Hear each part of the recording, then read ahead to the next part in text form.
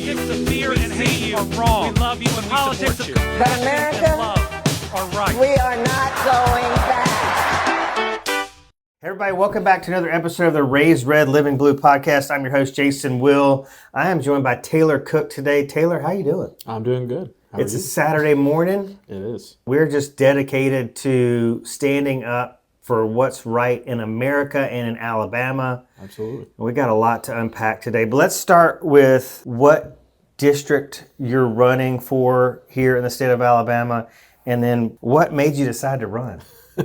Yeah, I'm running for District 43 for the State House of Representatives. It's hard to explain to people where it is because it's just kind of a weirdly shaped district, but it's not like a big district square mileage wise. Yeah. Basically encapsulate, it's North Shelby County, and it's from Highway 65 to 280. It's Valleydale Road, Highway 119, Olive Oak Mountain State Park. Yeah. And there's a little hook somewhere that comes in and like tries to touch Helena. That's most of it. There's a couple points like where I live where it jumps across 280 and kind of circles a subdivision. And or an where apartment complex. where do you live? I live off of 280 around Valleydale. Okay. So is that technically Hoover, or is that Right when you unincorporated exit my apartment complex, it says "Welcome to Hoover," but I'm unincorporated Birmingham. Okay. All right. Yeah, it's very confusing. Some of those, the way some of those lines are drawn. Hoover has some of the wildest city limits I've Yeah, ever seen. it is crazy. Yeah. Why did you decide to run? I mean, you're a working class guy. What do you do for a living?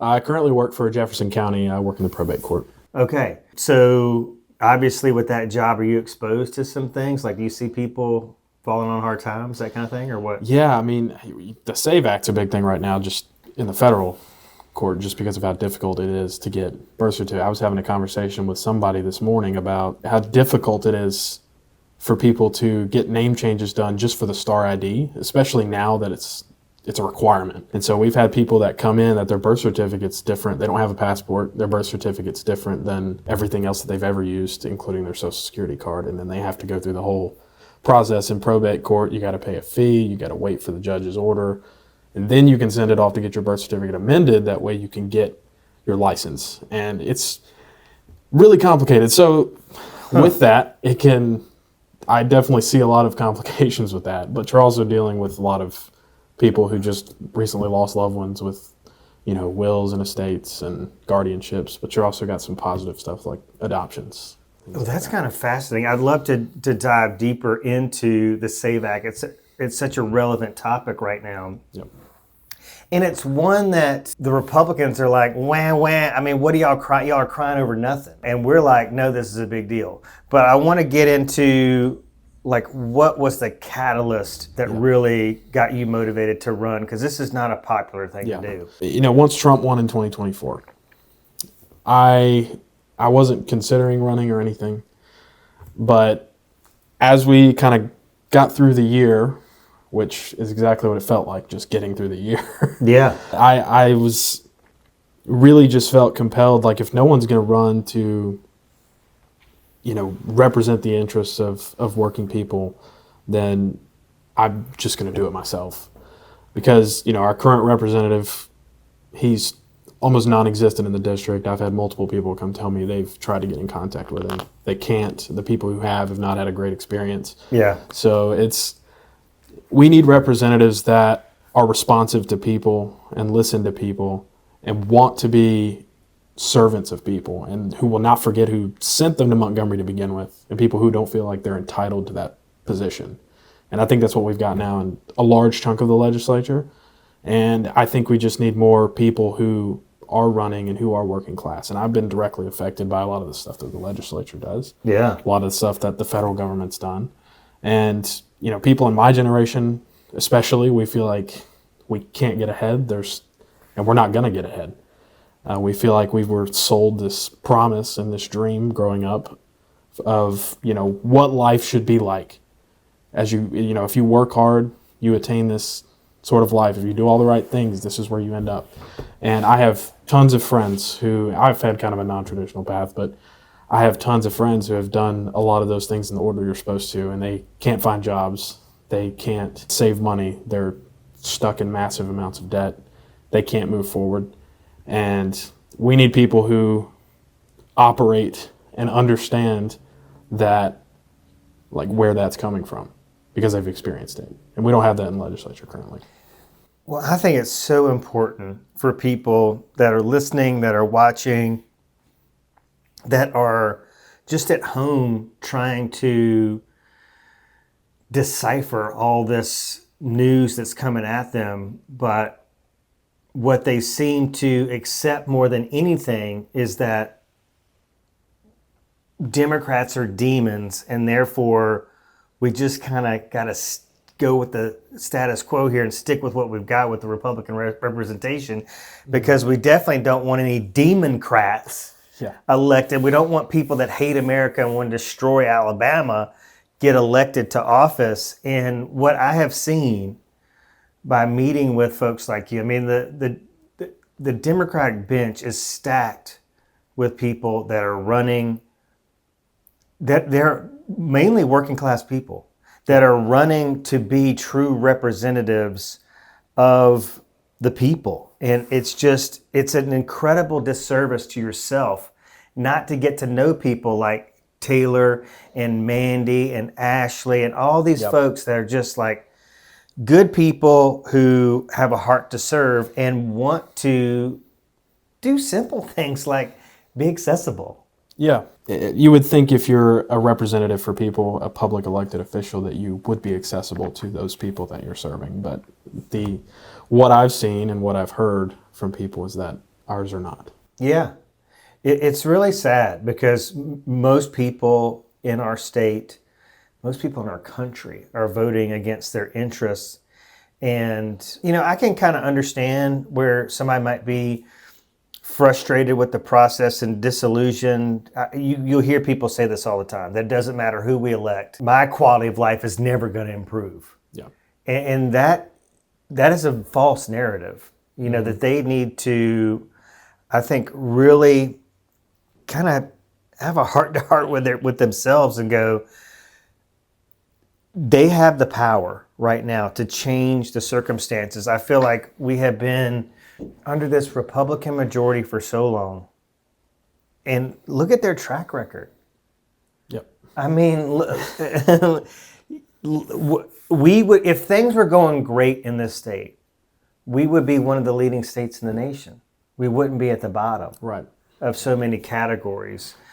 So it baffles me, but it also shows the genius of the Republican Party, who's been at this, demonization campaign from the civil rights movement to Newt Gingrich to Rush Limbaugh. And now, you've got 24-hour cable news channels that are continuing this rhetoric. Yeah. And it's really sad. Yeah, it is. I mean, I think even on things that I think would be like political, like across the aisle, everybody would work towards it. SB 71, which just passed and was signed into law by Governor Ivey, just passed. Environmental bill. Okay, it restricts our ability to regulate our own environment, which is absolutely asinine. Yeah. Especially coming from the group of states' rights people who are supposed to be for states' rights. They basically just abdicated everything to the federal government to regulate the environment. I'm so glad you brought that up because I made a post about this last night on the Raised Red Living Blue Facebook page. The gist of the post was, whether you think climate is a hoax or not, the fact of the matter is that hundreds of thousands of Americans die. Like pollution is one of the biggest killers of human beings. So whether you believe global warming, climate change, no matter where you fall on that, the fact of the matter is we all breathe the same air. And the Trump administration, here's the headline, slashes mercury regulations from coal plants. First of all, we need to move on from coal. I mean, come on. It's crazy. Yeah. And I mean, specifically for us with and I say SB 71 because I got real heated about that, is, we're basically now saying that we shouldn't have the ability to regulate ourselves for our own issues. And this is, that's coming from the people who were saying we need Alabama solutions to Alabama problems. Yeah. And now we don't want Alabama solutions to Alabama problems. We want federal government solutions to Alabama problems, or just no solutions at all. And that just, to me, shows the massive disconnect that, and I'm not even going to say the entire GOP's in there, but that our legislators specifically have. I mean, I think the GOP is completely disconnected, but yeah. But our legislators specifically are just out of touch. I mean, I don't know that I've even met somebody who you explain and show that bill to that supports it. And I listened to the House floor discussion on it. Every time somebody got up there and asked a reasonable question or proposed a reasonable friendly amendment, it was basically just skirted around and ignored, and then the amendment was voted down. And it's like we're not even listening to each other. Well, I mean, it's anti-science. It's anti-research. It's anti-common sense. And I don't get it. There's so many things that baffle me, but I really feel like at the end of the day, it comes down to not a separation of church and state, but a commingling of church and state. I mean, they just feel like, hey, God gave us dominion over the earth, so we can, dump oil in somebody else's bathwater if we want to. I mean, we can, empty out our sewage into the streams and creeks of America. It's crazy. Yeah, it's crazy. And a lot of it is pro corporate interest. 100%. Like, it's all, what is Alabama Power telling me to do? Yeah. What are all these massive corporations that funnel money into my campaign? There are state legislators who have more money than federal candidates in their bank accounts. I don't doubt it. You see these crazy bills. Okay, so we've got all these problems in Alabama, but we need a tax holiday for buying guns and ammo. Just the bills and stuff they're putting forward, some of them are really seriously unconstitutional. Bills, like you mentioned, not great for our kids and grandkids. And a lot of them are just massive wastes of time and energy and effort, and won't actually improve any tangible life of anyone in the state. Yeah, but if Jesus didn't want us to have more mercury in our air, he wouldn't allow this to happen, Taylor. You know what? Fair point.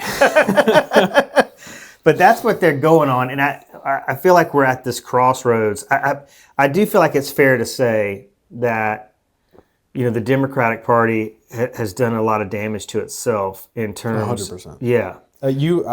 I have no love lost for the Democratic Party as a whole. Yeah. Whether the state or the national party, but that's who I align the most politically to, and running it as an independent in this state is next to impossible. Yeah. And third parties are discouraged heavily, so it makes everything far more difficult, and that's by design. Yeah, I'm not a straight party ticket guy, man. We got to get rid of that. And I hear people calling for, we need more options, we need more parties. But my stance has been like, pick a side and make your party better. So the Democratic Party is one that I wholeheartedly align with. There's nothing that Republicans seem to stand for that aligns with anything. Yeah, I'm the same way. I believe it. So it's gotten so off the rails. Yeah.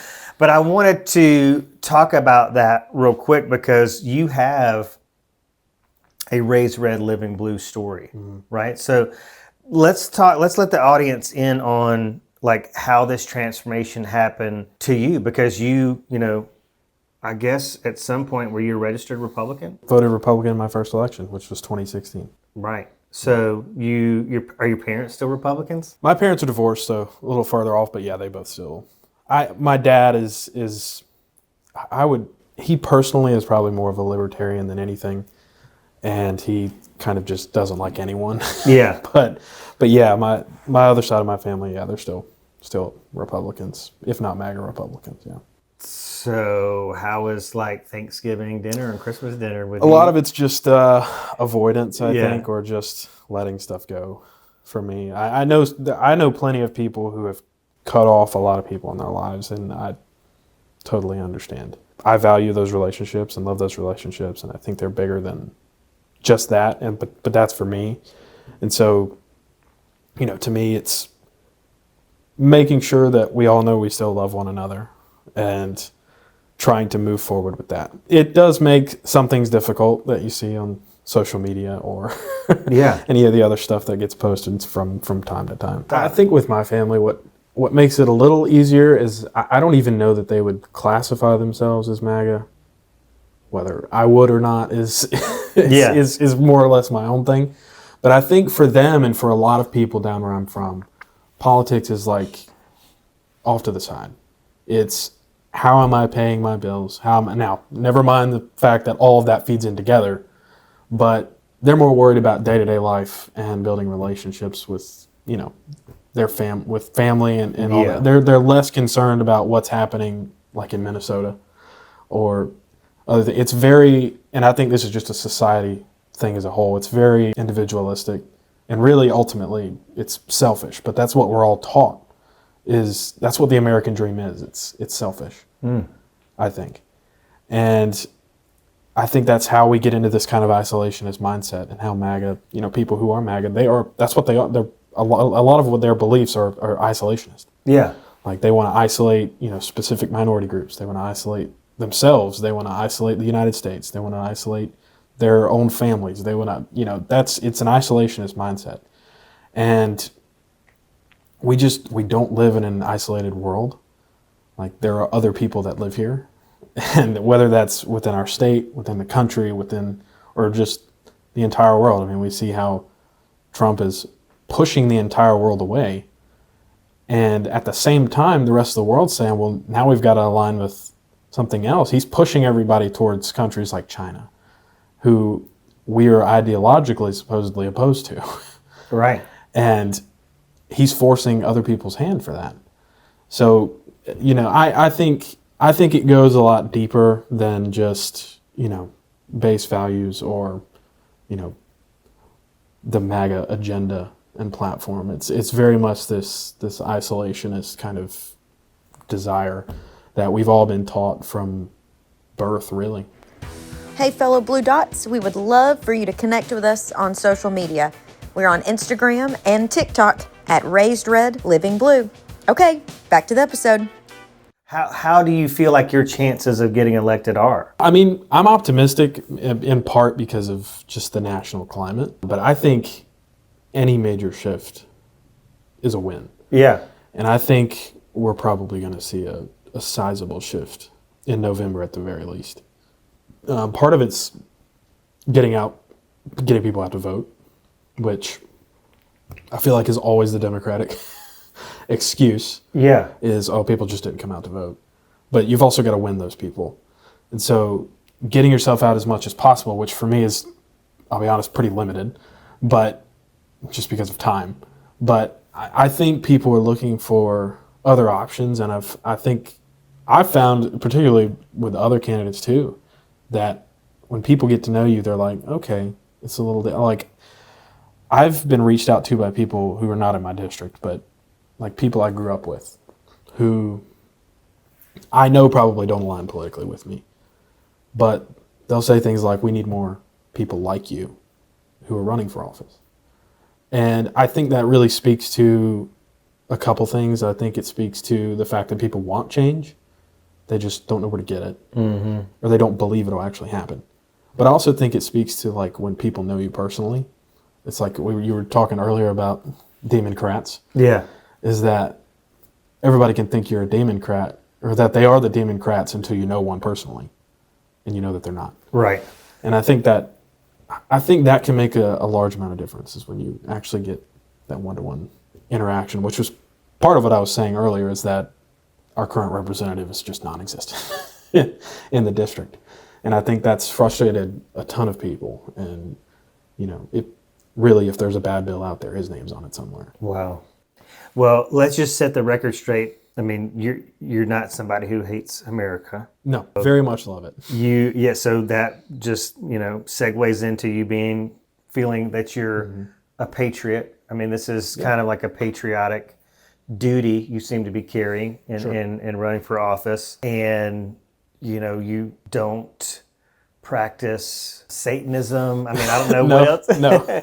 You don't have ill will towards anyone. And that's where people, I think, really need to get their head out of their butt, and get exposed to these people. Like they don't even want to try to get to know you, because they've just grown up, since birth, hearing that Democrats are bad. You know, I mean, I was taught that, and this is not just by parents. I'm talking about staying over at a friend's house, or you know, going on a family vacation with a friend of mine from school. I mean, we just heard it everywhere.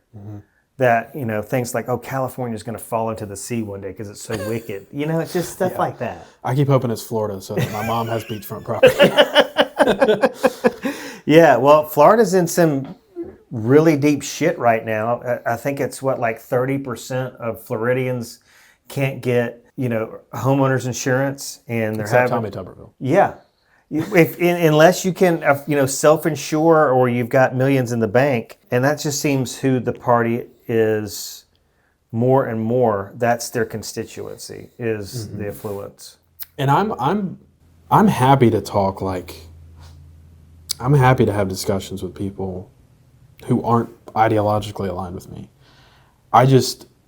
You've got to get people, and this is for Republicans too, you've got to get people in there who actually care about people and are not so interested in their own brand or expanding themselves 100%. or expanding their financial. I mean, or people who are only interested in capitulating to corporate interests because that's who provides them that money. And, you know, I hate that money is such a massive part of our political structure. I would fight to change that. But it is what it is now. So, you know, you got to find candidates that you support. And to me, if it's me, I love that. If it's not, that's great. Your other option is someone in my district is someone who always capitulates to corporate interests. Well, and that's, you know, that's mainly my point here, my goal here, and just continuing like to kind of beat this dead horse, is that citizens of Alabama, citizens of this nation, really need to take some responsibility here. I totally get it, but I feel like you're right. Like, I get that you feel like no matter who gets elected, nothing's going to change, because it never has. But to your point, I feel like times they are changing. I mean, we're at this crossroads where people are like, I'm tired of this shit, you know? Yeah. Like, I mean, like, this is, I'm not going to sit here and support people that are covering or protecting pedophiles or serving billionaires. You know, it's just like, enough is enough. And I get that there's a lot of folks out there that really, like, they don't have, it's like a luxury to actually have the time to set aside to go, where do I stand politically and who am I going to support? Yeah, and I think that's a big part of it is people are exhausted, and I get it, but that's also part of the machine. That's what they want you to be. And so you've got to find a way to, I mean, even if it's just knowing the names on the ballot, like the amount of people that I guarantee you, and I know they do because they don't know the names of their representatives, as they walk in and they hit that straight ticket thing because they think they're voting for the people who they're aligned with, and they just put it in the ballot machine and walk away. Yeah. And I mean, I've talked to people who specifically say, I know the Republicans are not doing great things, but I'm always going to vote for a Republican. And I'm like, A, that's not going to work out well for you. Right. And even if you do, magically, one of those is a decent person, the rest of them aren't. And not only that, it's kind of just willful ignorance. It's like, I'm going to vote for whoever. It doesn't matter who they are as a person, doesn't matter what they stand for. I don't even know their name. But because they're a part of this party, and there's countries where you vote for a party, we're not one of them. Right. And that's part of why I want to eliminate straight ticket voting, is because I think it encourages an uninformed electorate. What is the data on that? Is Alabama, I can't remember what it is, but we're like, it's a minority of states that still do straight ticket voting. I think it's, I believe it's a so. small number of states, and you know, And our voter turnout is also awful. well, I mean, like, you can think about Hazel Floyd's special election that they just had. Yeah. There was, I think the turnout, I don't think I saw the final number, but I think the last time I looked, it was at about 5% of the population, which is completely insane.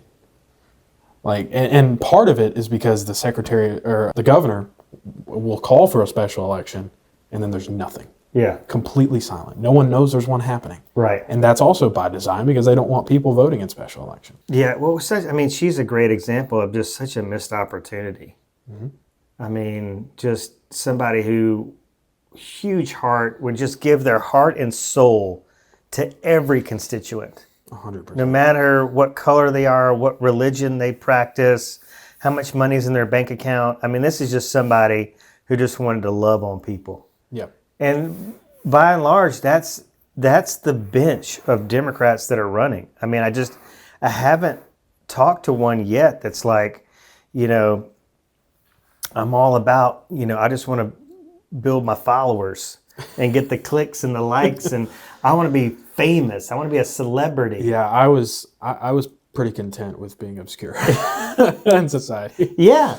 People maybe are talking to you less than they used to. I mean, some of them have probably backed off of you and go, oh, well, it was okay when you were a closet Democrat, but now you're running for office as a Democrat. That's a bridge too far. Well, I think that's what scares a lot of people, too, about saying that. Because there's a lot of silent people in the state. A lot. And, I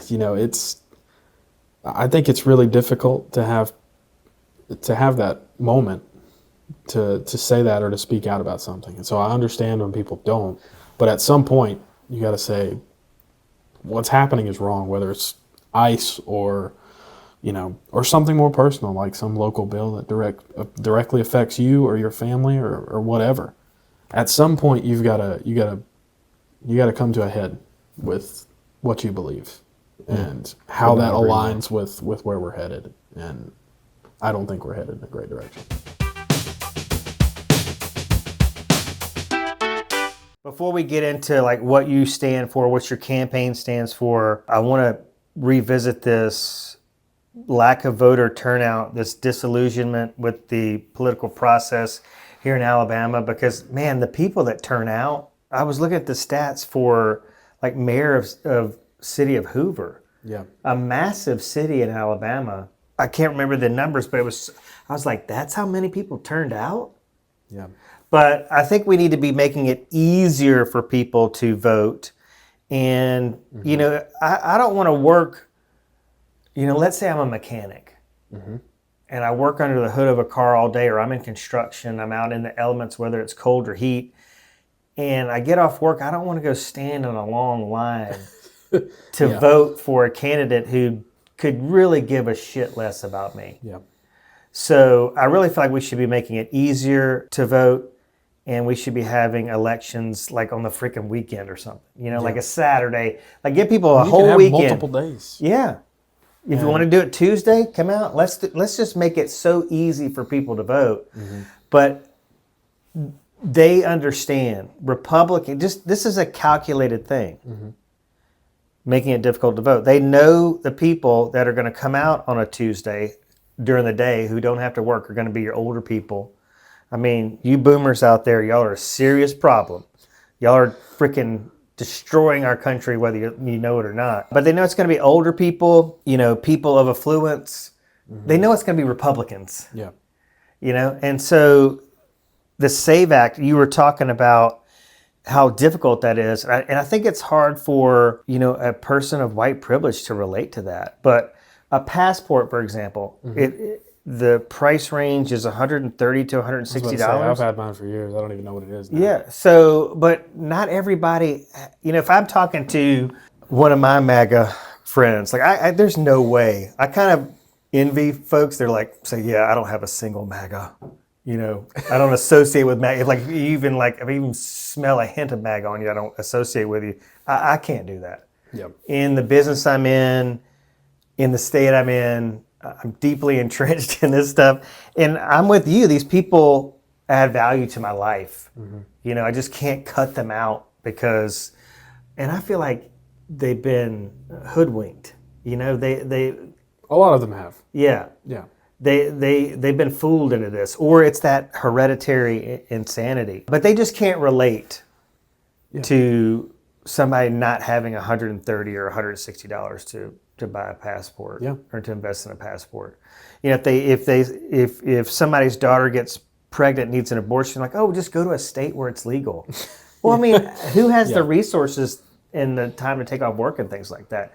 So you see these people every single day, working class people going, damn, this is hard. Yeah. I think we just need to spell it out. Why the Republicans want you to believe that we have a problem with people that are with fraud in the elections. The Democrats will say you're creating a problem that's not a problem. Yeah. What do you say? I would line up with the Democrats. I mean, I've heard people say that there's no fraud in elections, which is also untrue. The problem is that the fraud is such a minuscule amount that it becomes nearly irrelevant. And part of it is because our elections are actually secure, contrary to MAGA belief. Yeah. And part of why they're so secure is because of how they're run. And it's run on a local level. Like, I cannot picture a MAGA district or just a district that's predominantly red. Like, why do you think there's no fraud there? If you're just going to assume it's somewhere else, why do you think it's not fraud here? And I don't necessarily think people in Alabama think it's a problem in Alabama. I think because they know it's a red. It's voted red in the last however many presidentials. Yeah. And I don't think they think it's a problem in their community. It's always, and this is the problem with MAGA, it's always a problem somewhere else. And we have to solve a problem that's someone else's problem. And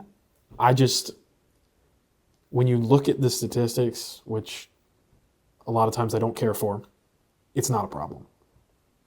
Like, I don't want people who are not a part of the country voting. I feel like that shouldn't be a controversial statement. Right. And it's not. And I feel like more Democrats can say that, but at the same time acknowledge what they're trying to do is solve a problem, which is what they do a lot, is solve a problem that doesn't exist.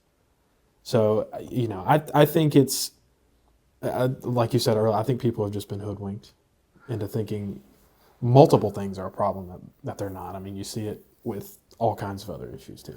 Well, they're just always trying to create something out of nothing, but it's the politics of fear. Well, they have to have a boogeyman to distract you from what they're doing. It's crazy. It's just crazy to me to see people, for people not to see through a lot of this. But again, millions of dollars behind it. I mean, this is a marketing machine, but it's always existed. But I feel like this is, man, one of the most damaging things that has ever happened to our country is for us to, or for Americans to lose faith in this, the sanctity, the security of our election system. And there's been, I'm not a huge fan of Stacey Abrams, who came out and said, that she lost unfairly when she ran in Georgia. I don't think anybody on any political side should be casting doubt in the security of our elections when they're so proven to be secure. There was a study done in Georgia, an audit, I think it was in 2022, and it found that a lot of people were registered to vote that shouldn't have registered. There is something to be said for how this can affect you on a personal level. So after 2024, I hate to beat this dead horse, but in real estate, they say, the last thing you want to do is talk politics because you're going to alienate people, right? So you just, for the longest time, I've had to be in the closet in terms of my political beliefs and, just really good. I'm just really good at kind of blending in with whoever I'm around. But after 24, I was like, you know what? I can't be silent anymore. I need to get out there and do something. So we started this podcast in my friend's basement, and it's brought me to places. Like, it brought me to a Doug Jones event in Florence where an elderly black veteran stood up and was talking about how when he's been at a polling place or a voter registration place where they've held up a jar of marbles and said, you need to tell us how many marbles are in this jar, and then we'll let you go vote. I mean, just shit like that. I mean, just crazy stuff. I want to tell you that when I got ready to go and vote, they were asking everybody, when you register, how many bubbles are there in a bar of soap? If they would ask you, how many jelly beans are in a jar? They asked me to interpret the Constitution of the United States and compare it with the Constitution of Alabama. I was ready.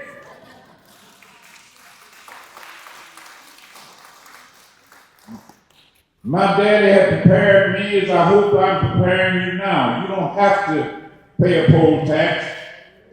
You don't have to take a test. But I said, Mr. Sheriff, the Constitution of the United States is the organic law of an organized body, a fundamental law of national states. It's the words we live by, and we must obey them. Furthermore, the enumeration of powers defined in the Constitution cannot be construed to deny or disparage other powers retained by the people. In addition, all the powers not delegated to the national government by the Constitution are reserved for the states and for the people. And he said, lock him up. And another one came in and said, this is manslaughter, no count, boy, let it register. But I had in my hand my registration for the military. And they let me register.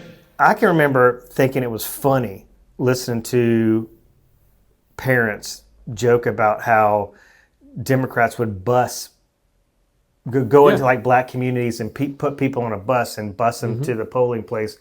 You know, it sounded ridiculous, but I was like, oh my gosh, you know, this is really pathetic. When I worked in Congress, there's 2 rooms off of the House floor, and they're called cloakrooms. There's a Republican cloakroom and a Democratic cloakroom. The Republican cloakroom is so nice. Like big, comfortable, fancy leather chairs. It's just really fancy. You go on the Democratic side and it's like blue leather chairs. And you know, it's different. It's always been different. I think when I was growing up, you know, I kind of like that we were kind of better than people. And I could get away with stuff. But just getting out there, it's an exposure issue, I think is my point. Like just getting exposed to people and hearing these stories of, you know, what they've had to overcome. And I think at the end of the day, what fascinates me is somebody like that who has spent their whole life as a second-class citizen and would still give up a Saturday to come, you know, and stand up in front of a crowd of people they don't know and go, hey, this was my experience as a young black man. Yeah. But just hearing that, these people aren't exposed to it. It goes back to your brother. You know, unless they've dealt with it on a personal level, they really haven't had to come to terms with how they really feel about an issue or a person. Yeah, I think that's true. And I think, you know, I've had the fortunate opportunity to travel a little bit. Like I've been to Germany. I went there on a mission trip in 2018, I believe. And I went to Tanzania and climbed most of the way up Kilimanjaro in 21. So, you know, I've gotten to get out and experience what life is like outside of the United States. And, you know, Europe, really not all that different. Yeah. But you get into places like Africa and just the poverty aspect of all of it. But in addition to that, many of them are significantly happier than we are. And to me, there's something there. And that's why I mentioned the American dream being a lie earlier. Because a lot of it is, it's all financial focused. Yeah. It's success focused. It's all inward focused. And there's something to be said about being community focused. And I think that's what a lot of communities out there get right. And I think, in a way, I think there was a lot of that used to happen in the United States. And there's still some of it now. Like, I think even despite my differences with churches, again, not all of them, but that's a lot of what church does really well, is builds community. And when people don't have that community, they get into that isolationist mindset. And so they start disconnecting from other aspects of society, disconnecting from people, I think that's how a lot of these people they so easily dehumanize people. And it's because they're in a way, they're not real to them. They don't exist. It's like, I've been to other parts of the world. I know these people exist. Yeah. You know? And it's really saddening, I think, to see communities like that. And that's what I'm saying about some of the MAGA people, or at least some of the Republicans who are still voting Republican, is I don't think all of them are fully there. I think and this goes back to being afraid to speak. I think they're afraid to speak out because of the reaction they're going to get from their community, because their community is built around this system. And so I think some of it is that, some of it is still ingrained racism, hatred, bigotry that we have down here. But a lot of it is, in my communities, a lot of people, when I grew up, would be like, well, we're all just kind of poor down here together. So we're all still one big community. Yeah. And I think that's what I want to get, that's my point. That was a lot of stumbling. But that's my point, is I want to emphasize, more than anything, it is a top-bottom issue, is that all of us, we're all, to the people in power, whether it's oligarchs, whether it's the current presidential administration, whether it's the Tommy Tubervilles of the world, we're just an other. We're the bottom. We're the means to their financial end. We're the means to their political end. We do not matter to them. And it is up to us to put people in those positions, because we do still live in a constitutional representative democracy. Right. For now. To put people in power who are from the bottom, and who are from the class of struggle, who are from the working class, and aren't billionaire Nepo babies or, elites. And that's the true representative democracy. I mean, whether you're Democrat or Republican, it may just be that you're just too damn old. Yeah. And you are legislating from that mindset of, hey, I'm a 70 or 80-year-old person. That's your constituency, is older Americans. Well, my Senate representative, yeah. I mean, I'm running for the House. My Senate representative, whose opponent is Spencer Stone, he's a teacher. Looking at him. He'll be in his 90s if he's reelected. That's just ridiculous. 90s. It's ridiculous. He's not going to be around when we're facing climate issues or authoritarian realities. Yeah. We need people who are in Congress, in the Alabama state legislature, in the executive branches, in the judicial branches, who have a vested interest, because they're going to be living in the world that they're legislating. Yeah. And we don't have a ton of that right now. Hey, fellow Blue Dots, don't forget you can find all of our episodes on Apple Podcasts, Spotify, and YouTube. Please hit that subscribe button, and we would love a review. Okay, now back to the episode. Back to the SAVE Act. Yep. Some data. I didn't realize this. And this is where it kind of frustrates me. I can't really hide my frustration for Katie Britt these days, but 69 million women will be affected by this. Like, they don't have a birth certificate, or they don't have a passport. They don't have the means to deal with the name change or whatever it is. That's a staggering amount of people. The power of the people, I had Will Boyd in here. We love Will. Me too. And he was like, Jason, Alabama's a blue state. If all the working class, the poor, whatever class, but women especially, minorities, the poor, if they really took their constitutional right, their voice, like their voice is their vote. If they took that seriously, Alabama's a blue state. Man, we would turn it upside down in the midterms and beyond in terms of voting blue. I think we first have to understand that this, just be thinking about, why what's the motive here? And at the end of the day, the motive is clear that white men and women in politics, in society, are becoming the minority. They are the minority. And they're scared and they want to maintain power. They feel like, they're the ones that should have it. It's theirs. Yeah. It's their birthright, whatever it is. And I think part of that is it feeds back into the us versus them mentality.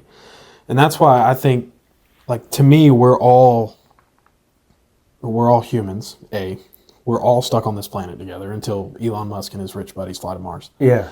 But we need to work collectively for the good of all of us. Mm-hmm. And instead of having this, I need to work for, that's why I'm not a fan of the America First ideology. I understand it because in a way I came from it. Now, does that mean I think we need to be, policing every other country in the world? No. But I think we don't even care for our own citizens in this country, much less anyone else. I think we need to be in the mindset of working for things that would work for the good of all mankind. And whether, we want to get specific as to like specific communities as far as legislation goes, like that's fine. But we need to look at it through a lens of like, we need to care about people. And I don't think we do that. I think a lot of our society is built on capitalistic profit. I mean, it is. That's just a fact. And that's what drives a lot of our society, is the drive for profit. That's partly why rent's so high, why housing prices are crazy, healthcare is unaffordable. I mean, a lot of our problems lead back to that. So, yeah, I think a lot of that us versus them mentality is it's grouping. It's people intentionally, and I mean, humans are naturally going to do that, and that's part of the problem. But you gotta, we're very tribal. Yeah, people. We're very tribal people. I mean, you might say, well, how does somebody like fall in line with like the Nazi movement? Yeah. I mean, that's just it's that community that you talked about, and there's a lot of research about this. And then when you pile on that and go, all right, well, you mentioned caring about people, and we should be legislating for all of mankind. I think the opposing argument is, well, that's all well and good, but a lot of those people that you want to help, most of mankind is lazy. They want things to be handed to them. Yeah. They don't want to work for it. They're certainly not going to pull themselves up by the bootstraps. I hate that phrase so much. But we've seen Tuberville come out and he doesn't seem to realize that 30 to 40% of Alabamians that receive SNAP benefits are freaking white. Yeah. But he's just like... Unlikely Republican. Yes. And so he has already come out and said, like, you're not who I'm representing. Yeah, and I think we've seen that a lot in our politics recently. Just in the drastic change since Barack Obama left office. And I'm talking every president before him in modern history has said, I am a president for everyone. Now, whether they legislated that way or not is a different story. Mm-hmm. But that's what they would say, is they are a president. I mean, because you're the president of the entire country. And that goes down to governor. You're the governor for the entire state of Alabama. It doesn't matter if I politically align with you or not. You're going to be the head of the state that I live in. So just saying that in itself is, he's intentionally trying to disenfranchise all the people who are not going to vote for him. He's been pretty open about the things that he wants to do. Yeah. He's talked about putting the National Guard in Birmingham and Montgomery and Mobile, and supports ICE intimidating people. Supports ICE intimidating people, and yeah. He's very much part of the radical wing, the most radical wing, I think, of the GOP today. And somehow he might be one of the dumbest of them. Yeah. I can't see how anyone, and granted, Donald Trump is the president, but I can't see how anyone can sit down and listen to anything that Tommy Tuberville says and says that guy should be governor. I mean, he so clearly does not give a damn about any of us. I mean, he'll claim he'll give a damn about specific people, but I mean, the man doesn't even live here. So what is the conversation? And we talk, McFeeters has his challenge that I think he's just appealed. Yeah. And he and I are probably ideologically opposed on about everything, but I think if there's anyone in that primary that cares about people, it's him. It's not Tuberville. And, I could say the same thing with like our congressional district with Gary Palmer and Case Dixon. I listened to your interview with him, and he and I are wildly apart on almost everything. But, I mean, I don't doubt that he cares about the people of Alabama. And Gary Palmer, he made his little promise of he's not going to run after, I think it's 4 terms, and he's going on his 6th, I think, now, because God told him to. Either that or his bank account. It's one of the two. Right. So I think people just need to start paying more attention, even if you are a Republican. Like, vote for Republicans who give a damn about you. Yeah. Politics of fear and hate are wrong. We love you and politics of But America, love are right. we are not going back.